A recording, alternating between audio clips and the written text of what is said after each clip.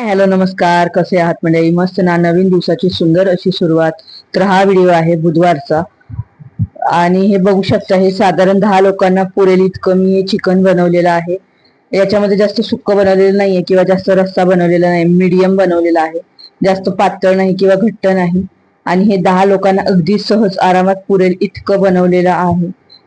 तर चला आपण आहे ना आज याचीच रेसिपी बघणार आहोत. हे एवढं चिकन मी कसं बनवलेलं आहे ते चला रेसिपी बघूया.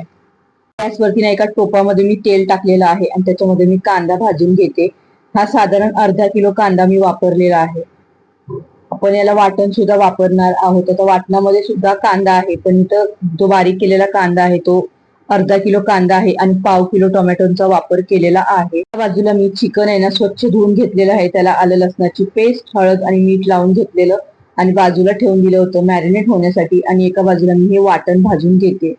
तर आता कांदा व्यवस्थित परतला की त्याच्यामध्ये आपल्याला टोमॅटो टाकून घ्यायचा आहे. टोमॅटो आणि कांदा व्यवस्थित भाजून झाला मध्ये आपल्याला आपण जे वाटण केलेलं आहे ना ते टाकायचं. खोबरं, लसूण, जिरं, कोथिंबीर, आलं, कांदा, खोबरं, लसूण हा भाजून घेतलेला आहे गॅसवरती आणि त्याच्यानंतर त्याचं वाटण केलेलं आहे मी.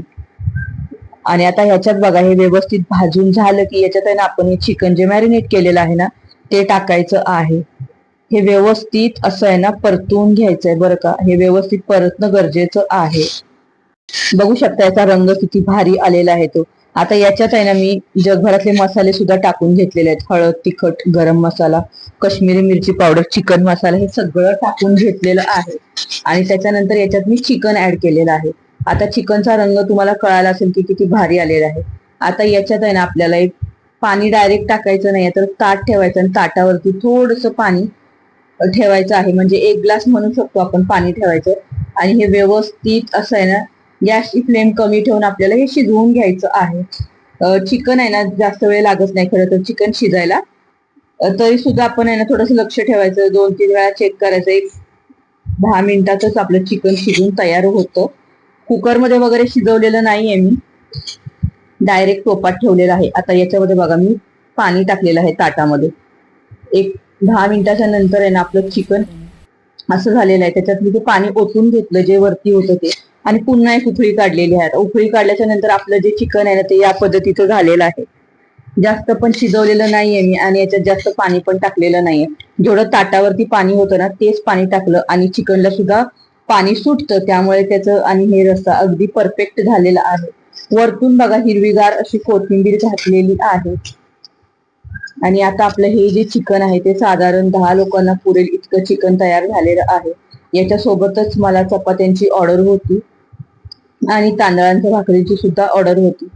तर इथं 10 चपात्या, 3 तांदळाच्या भाकरी अशी ऑर्डर होती. तर आता मी 5-5 चपात्यांचा रोल केलेला आहे, जेणेकरून समोरच्या व्यक्तीला सुद्धा सोपं पडतं आणि आपल्याला काउंट करायला सुद्धा सोपं पडतं. त्याच्यामुळे 5-5चा मी रोल केलेला आहे.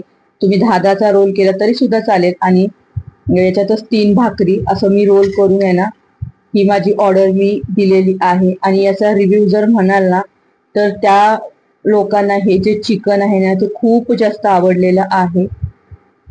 तर इतका भारी एक्सपिरियन्स होता ना माझा आणि मी ठरवलं होतं की काहीतरी करायचं. हीच ती माझी नवीन सुरुवात आहे जी मी घरात बसून आता केलेली आहे.